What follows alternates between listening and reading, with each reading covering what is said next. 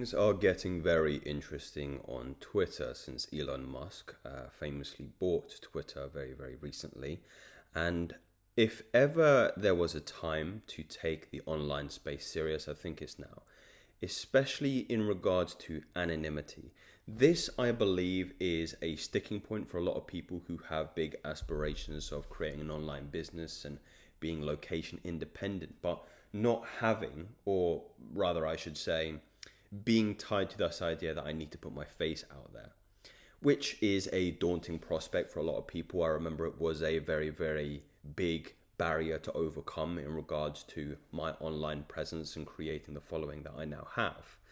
But Twitter is one of those platforms where you can have some anonymity. And in fact, my Twitter is still anonymous. It just has my logo. And if you weren't privy to my YouTube channel, you wouldn't know who I was. You wouldn't know what I looked like. You wouldn't know how I sounded like. So Twitter is one of those really interesting mediums in which I think you should take a little bit more seriously, especially as I have just climbed over the 200,000 follower point, which is, almost unbelievable every time I click on there and I see it. So I wanted to share with you my kind of success on that platform and three key lessons I learned through the trials and tribulations of getting to that 200K point. So the first one is niche down. Now, this also comes with a little sprinkling of tough love in that nobody gives a fuck about who you are. So if you're thinking about starting an online business, I highly encourage the majority of you to tie your brand to something that is obviously valuable or has some kind of niche to it. If I started my account Joseph Tainch, nobody really gives a fuck about Joseph Tainch, unfortunately.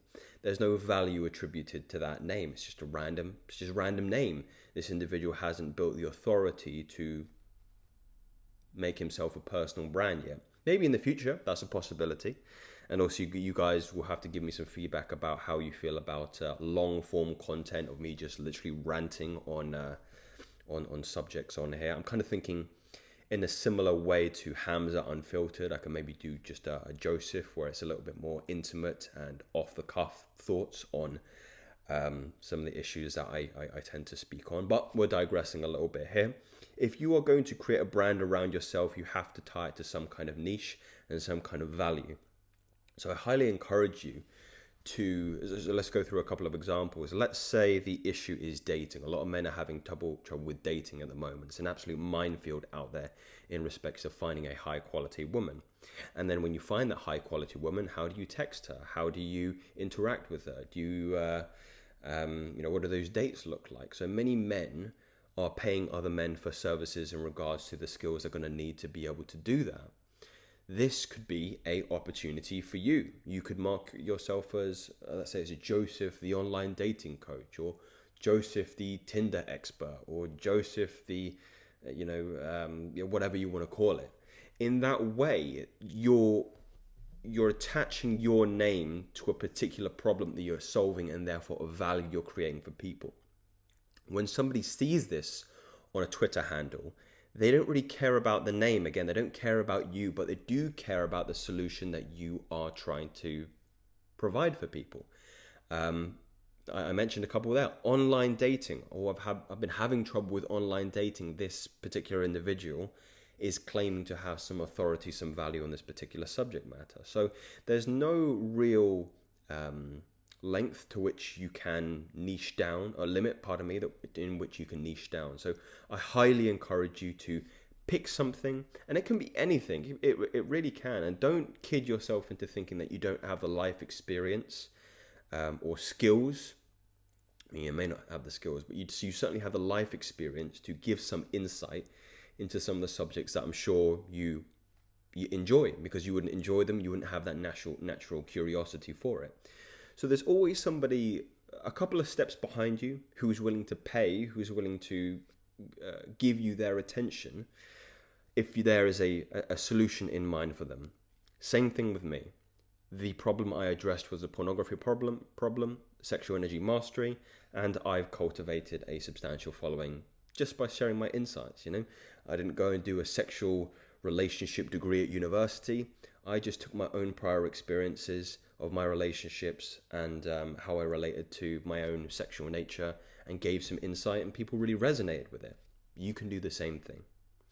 The second step is, if you can't give value away for free, this isn't for you.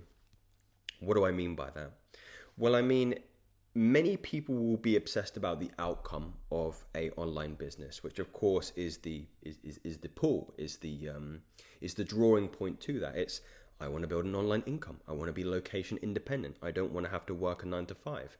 That's great. Put that aside for now. If you cannot create something in the field that you're interested in, going on the previous examples, and give something away for free value, free insight, then this game is not for you. It is a battleground out here. It is a war, and you need to be willing to take up arms without, in some ways, without knowing that you're going to be rewarded for it. You have to be willing to put your heart out there for the world to see and expect nothing back. That is a difficult realization to come to, because it may be a year. It took me over a year to start making money. I would consider serious money online. But I love this so much. I love creating videos. I love writing tweets. I love making content so much that I knew when I started, I'm okay with doing this every single week, making a video every single week, without the knowledge that I'm going to get a single penny from any of the videos, because I love this so much. And I would encourage you all to do the same. Really go and look at yourself in the mirror, or just look at yourself in the mirror tonight, stare in your eyes and ask yourself the question, do you love this so much that you are willing to do it for free? And if you can't say yes to that question, you're either looking in the wrong niche, or this isn't for you. Entrepreneurship, being a creator, it's all about that. Being a creator, you just love creating. You love the process. You love art. And I'm trying to make art when I'm creating my videos, when I'm creating my tweets every single day.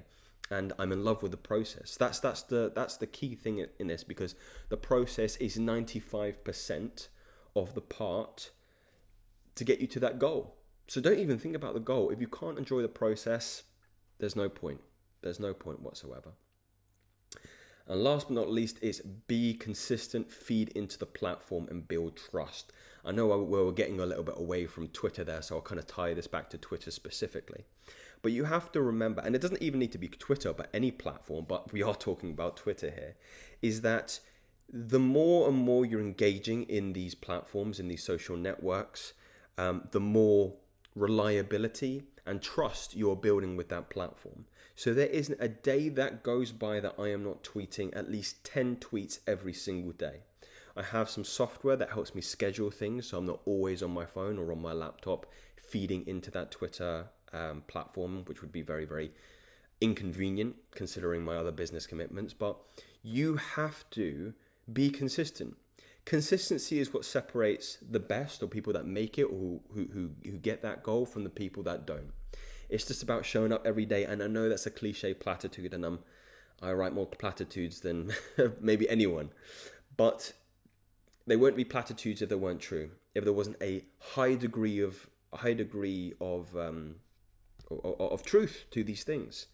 So I'm talking with a client at the moment, and I won't name him personally, but one of the things that we're having some discussion around is the fact of the principle of consistency.